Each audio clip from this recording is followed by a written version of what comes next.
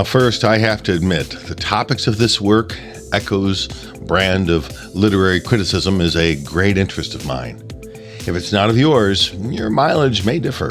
However, as a worthy collection of essays and talks from his career into various topics, from the origins of unusual figures of speech to close analyses of uncommon texts, from astute observations upon the value of the act of reading to his own anecdotes on his process of writing, I could have asked for a little more, except for, as ever, more still.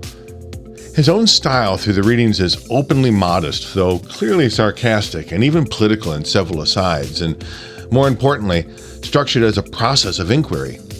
As his own professor said to him during his graduate studies, Eco proceeds from a hypothesis to a problem, then documents his research and revisions along the way, reserving any conclusions to the very end. In other words, Eco's form of scholarship is itself narrative, which I wish he had said more about. It may also be important to note that several of his essays here, on Marx, Dante, Nerval, and others, will require some familiarity with these works to appreciate it all. I read Nerval's Sylvie before his essay on the work and discovered a delightful and amazing story, made so much more powerful by his erudition. Mostly, though, for those who may have encountered more opaque writers in lit crit, Eco is refreshingly lucid and approachable.